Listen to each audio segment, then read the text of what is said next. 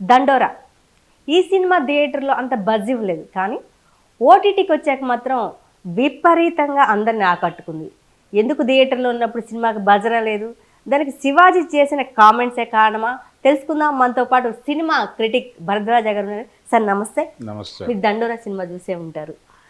ఎందుకు ఓటీటీలో అంత క్రేజ్ వచ్చింది? మరి థియేటర్‌లో మాత్రం బజ్ రాలేదు. ఎందుకంటారు సినిమా? అంటే సినిమాకి సంబంధించి ప్రాపర్ రివ్యూస్ జనంలోకి వెళ్ళలేదు ఒకటి. రెండోది శివాజీ మాటలు అంటున్నారు గానీ, నిజానికి శివాజీ బయటేం మాట్లాడాడో, లోపల సినిమాలో అతని క్యారెక్టర్ కూడా అదే దాదాపు. అయితే అతని క్యారెక్టర్‌లో దొర్లేటువంటి తప్పుల్ని ఒక వ్యభిచారి పాత్ర చేసినటువంటి బిందు మాధవి, ఆ క్యారెక్టరు సరిదిద్దుతుంది. సరిదిద్దటం అంటే సమాజాన్ని దర్శించటానికి జనరల్‌గా ఏ కథకుడైనా ఎంచుకునే క్యారెక్టర్లు 2. ఒకటి దొంగ క్యారెక్టర్ అయినా అయ్యుండాలి, లేకపోతే వ్యభిచారి పాత్ర అయినా అయ్యుండాలి. వాళ్ళకి మాత్రమే సమాజం పట్ల ఒక సమగ్రమైనటువంటి అవగాహన ఉంటుంది అని గురజాడ అప్పారావు గారి దగ్గర నుంచి అందరూ నిర్ణయించినటువంటి వ్యవహారం. ఇందులో కూడా డైరెక్టర్ గారు ఆ ఏరియానే ఎంచుకున్నాడు. అంటే ఒక అగ్రకులానికి చెందినటువంటి వ్యక్తి తన కూతురు కింది కులం వ్యక్తిని ప్రేమిస్తే తన కులానికి అపచారం జరుగుతుంది అంటే దాన్ని యాక్సెప్ట్ చేయలేనటువంటి కండిషన్ ఉంటుంది. మనం పరువు హత్యల గురించి రకరకాలుగా విని ఉన్నాం. ఇది కూడా ఒక రకమైన పరువు హత్యే. ఈ సినిమా కథ కూడా మనం చూసినటువంటి అనేక పరువు హత్య కథనాల్లో భాగమే ఈ సినిమాలో కూడా ఒక పరువు హత్య ఉంటుంది. అంటే ఆ కుర్రాడిని చంపేస్తారు. ఆ కుర్రాడిని చంపేసాడు తండ్రే అనే విషయం ఆ కూతురు డైజెస్ట్ చేసుకోలేక తను సూసైడ్ చేసుకుని చనిపోతుంది.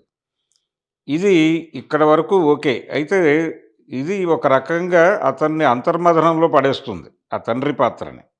ఇది కొత్త విషయం సినిమాలో.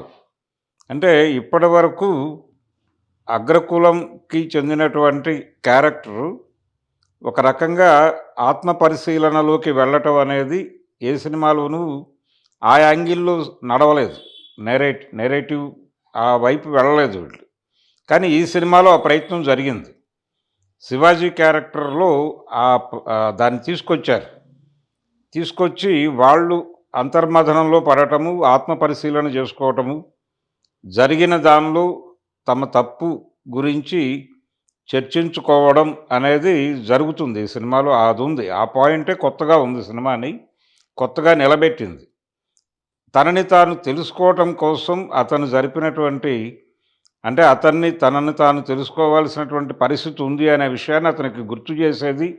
లేకపోతే అతన్ని ఆ వైపు డ్రైవ్ చేసేటువంటి క్యారెక్టర్ బిందు మాధవి చేసినటువంటి క్యారెక్టర్. అంటే ఇతను జీవితంలో అంటే కూతురు చనిపోయిన తర్వాత కొడుకు కూడా ఇతన్ని వదిలేసి వెళ్ళిపోతాడు. వెళ్ళిపోయిన తర్వాత పూర్తిగా లోన్లీగా తయారైపోయి ఒక తోడు కోసం ఒక అమ్మాయి దగ్గర చేరతాడు.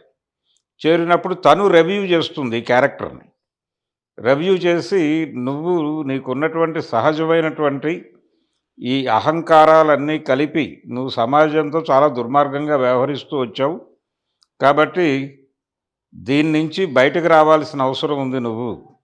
నీ జీవితాన్ని నువ్వే గందరగోళం చేసుకున్నావు, ఎవరో కాదు అనే విషయాన్ని అతనికి అర్థం చేయిస్తుంది ఈ అమ్మాయి. ఆ అర్థమైన తర్వాత అతని జీవితం ఎలా నడిచింది అనేది ఒక లైన్ సినిమాలో. అది కీలకమైనటువంటి అంటే కేంద్రంగా నడిచినటువంటి కథ ఇదైతే దీనికి ఇంకొక రౌండ్ ఉంది. ఇంకొక లేయర్ ఉంది. ఆ లేయర్ ఏంటంటే ఆ ఊళ్ళో అగ్రకులాలకి అంటే మనం జాలాది గారు రాస్తాడు ఎక్కడో. ఒక పాటలో రాస్తూ అందరూ నడిచొచ్చే తోవ ఒక్కటే, చీమునెత్తురులు పారే తూము ఒక్కటే ఇవన్నీ రాసి ఎవడైనా సరే నిదర ముదర పడినాక కాడి ఒక్కటే పాడే ఒక్కటే వల్లకాడు ఒక్కటే అని రాస్తాడు ఆయన. వల్లకాడు ఒక్కటి అనే మాట కరెక్ట్ కాదు. ఎందుకంటే ఏ కులం వారి వల్లకాడు ఆ కులం వారికే ఉంటుంది. గ్రామాలు తెలిసిన వాళ్ళకి ఈ విషయం అర్థమవుతుంది. ఒక దళిత కులానికి చెందినటువంటి మనిషి చనిపోతే అగ్రకులాల వాళ్ళని కాల్చే చోట వాళ్ళని కాల్చనివ్వరు, లేకపోతే పోడ్చనివ్వరు. ఏ మతానికి ఆ మతానికి విడివిడిగా శ్మశానాలు ఉంటాయి. ఏ కులానికి ఆ కులం శ్మశానాలు కూడా మనకు తెలుసు. కాబట్టి కొన్ని సందర్భాల్లో కొన్ని కులాలకి ఆ శవాన్ని కాల్చడానికి ప్లేస్ కూడా దొరకనటువంటి పరిస్థితి ఉంటుంది చాలా గ్రామాల్లో. వాళ్ళు వీళ్ళని ముష్టెత్తుకుని, "అయ్యా! కొంచెం మా ఇంట్లో ఒక చావు జరిగింది. మీరేదన్నా అవకాశం కల్పిస్తే, మేమెక్కడి దాకానో తీసుకెళ్ళి కాల్చలేము ఈ శవాన్ని. కాబట్టి కొంచెం దగ్గరలో ఏదైనా మీరు ఒక ప్లేస్ కేటాయిస్తే అక్కడ కాల్చుకుంటామయ్యా" అని చెప్పి పంచాయతీ అధికారుల దగ్గర ముష్టెత్తుకునేటువంటి పరిస్థితి చాలా ఊళ్ళల్లో ఉంది. భారతదేశంలో కులం ఎక్కడుంది అని మాట్లాడేవాళ్ళు ఉన్నారు గానీ, కులపరమైనటువంటి వివక్ష కూడా కొనసాగుతూ ఉన్నటువంటి పరిస్థితి ఉంది ఇక్కడ. దాన్ని ఈ సినిమాలో కొంత చర్చించే ప్రయత్నం చేశాడు డైరెక్టర్. అది జనాలకి ఒక ఐ ఓపెనర్‌గా ఉంది. అంటే రిజర్వేషన్‌లొద్దు, కులం ఎక్కడుంది ఇప్పుడు? ప్రతి ఒక్కరూ డబ్బులు సంపాదించేస్తున్నారు. దళిత కులాల్లో ఉద్యోగాలు చేస్తున్న వాళ్ళు ఎంతమంది లేరు? వాళ్ళందరూ విపరీతంగా డబ్బులు సంపాదించుకొని మేడలు కట్టుకుంటున్నారు, బంగారాలు దిగేసుకుంటున్నారు అని మాట్లాడేస్తూ ఉంటారు. అంటే మైనారిటీ ఉన్నారు వాళ్ళు కూడా. దళిత కులాల్లో ధనిక వర్గం మైనారిటీ అయితే, అగ్రకులాల్లో పేదలు మైనారిటీ. ఈ మైనారిటీ గొడవ పక్కన పెట్టేస్తే మెజారిటీ వాళ్ళు కూలి పనులే చేసుకు బతుకుతున్నారు. వీళ్ళు ఇక్కడున్నటువంటి సంపద మీద ఆధిపత్యం వహించి వాళ్ళని దోచుకుంటున్నారు. ఇది స్పష్టం. కాబట్టి వాళ్ళకి శవాల్ని కాల్చుకోవడానికి కూడా అవకాశం కల్పించని పరిస్థితి ఉంది. దీన్ని కొంతమేరకు మాట్లాడే ప్రయత్నం చేశాడు ఈ సినిమాలో డైరెక్టర్. అది కొత్తగా అనిపించింది ప్రపంచానికి. అలాగే ఇంకొక విషయం ఏంటంటే, ఈ సినిమాలో ఉన్నటువంటి ఒక ఇబ్బందికరమైన అంశం. అంటే నాకు పర్సనల్‌గా సినిమా చూస్తుండగా ఇబ్బంది అనిపించింది. హిందూ మతంలో ఈ కుల వివక్ష ఉండటం వలన హిందూ మతం నిరాదరణకి గురవుతోంది. కాబట్టి హిందూ మతం పటిష్టంగా ఉండాలంటే కుల వివక్ష పోవాల్సి ఉంటుంది అనేటువంటి ఒక అభిప్రాయాన్ని ప్రేక్షకుల్లో కలిగించటం కోసం ఇంటర్వెల్‌లో ఒక ప్రయత్నం చేశాడు. అంటే విశ్రాంతికి ముందొచ్చేటువంటి సన్నివేశంలో ఒక బ్యానర్ చూపిస్తాడు అలా. ఆ సెన్స్ ఇదయ్యేలాగా ఒక బ్యానర్ చూపిస్తాడు. అది జరిగి ఉండాల్సింది కాదు అని నా అభిప్రాయం. అంటే ఇంత సినిమాలో అతను చెప్పింది ఆ బ్యానర్‌ని ప్రదర్శించటం ద్వారా ఆ స్పిరిట్ కొంత దెబ్బతిందని నా పర్సనల్ ఒపీనియన్. అది ఎందుకంటే హిందూ మతం మాత్రమే కాదు, ఇప్పుడు హిందుత్వ నడుస్తోంది. ఈ హిందూ మతం హిందుత్వ కబ్జాలోకి వెళ్ళిపోయింది. హిందుత్వ అనేది సనాతన ధర్మము మరో పేరు చెప్పి ఒక రకంగా సనాతన ధర్మం అంటే కుల సమాజమే. ఆ కుల సమాజాన్ని మరింత బలంగా, పటిష్టంగా నిర్వహించటం కోసం, నడపటం కోసం జరుగుతున్నటువంటి ప్రయత్నాలు. అగ్రకులాలన్నీ కూడా మతం పేరుతో వీళ్ళందరినీ టార్చర్ పెట్టి తీసుకెళ్ళి కార్పొరేట్లకు ఊడిగం చేయించేటువంటి కార్యక్రమంలో చాలా ఎంగేజ్ అయి ఉన్నాయి. ఇది ఒక విచిత్రమైనటువంటి కండిషన్. దీన్ని ప్రాపర్‌గా అర్థం చేసుకోవటం లేదు ప్రపంచం అనేది నా అభిప్రాయం. ఇందులో భాగంగానే ఈ డైరెక్టర్ గారు కూడా చిన్న కన్‌ఫ్యూజన్‌కి గురయ్యాడు అక్కడ. గురయ్యి హిందూ మతంలో ఈ కుల వివక్ష ఉండటం వలన ఇలా హిందూ మతం దూరమైపోతోంది ప్రపంచానికి. కాబట్టి కుల వివక్ష ఉండకూడదు అని చెప్పాడు. కానీ కులం అనేది గతంలో లాగాను ఒకప్పుడు అంటే 90లకు ముందు ఉన్నటువంటి కులం గొడవ వేరు. ఇప్పుడున్నటువంటి కులం గొడవ వేరు. ఈ మారిన పరిస్థితుల్లో కులం తాలూకా పాత్ర కూడా మారింది. ఆ మారిన క్యారెక్టర్‌ని ప్రాపర్‌గా అర్థం చేసుకోవటంలో దర్శకుడికి ఎక్కడో అంటే ఇతని అధ్యయనంలో ఎక్కడో లోపం జరిగింది అనేది నాకు అనిపించింది. అదొకటి తప్ప మిగిలిన సినిమా అంతా బాగానే నడిపాడు అతను. కొత్తగా నడిపాడు. ఈ సినిమాలో అందరినీ ఒక సీన్ మాత్రం ఆలోచింపజేసింది సార్. స్టార్టింగ్ సీను అట్లా బ్రిడ్జి మీద నుంచి శవాన్ని వేలాదీసేటప్పుడు ఆ తాడు తెగిపోయి కింద పడినప్పుడు ఎవరు చూసే ప్రతి ఒక్క ఆడియన్స్ ఈవెన్ నాకు కూడా జల్లు అనిపించింది.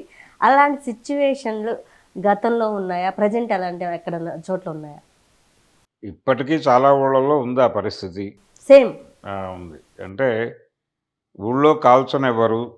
కాబట్టి ఎక్కడికో తీసుకెళ్ళాలి. అది వంతెన దాటిస్తారా? నది దాటిస్తారా? ఏం చేస్తారు అనేది వాళ్ళ చావు. అంటే చచ్చిన వాడిది ఒక చావు అయితే వాడికి అంత్యక్రియలు చేయటం అనేది మిగిలిన వాళ్ళ చావుగా మారుతుంది.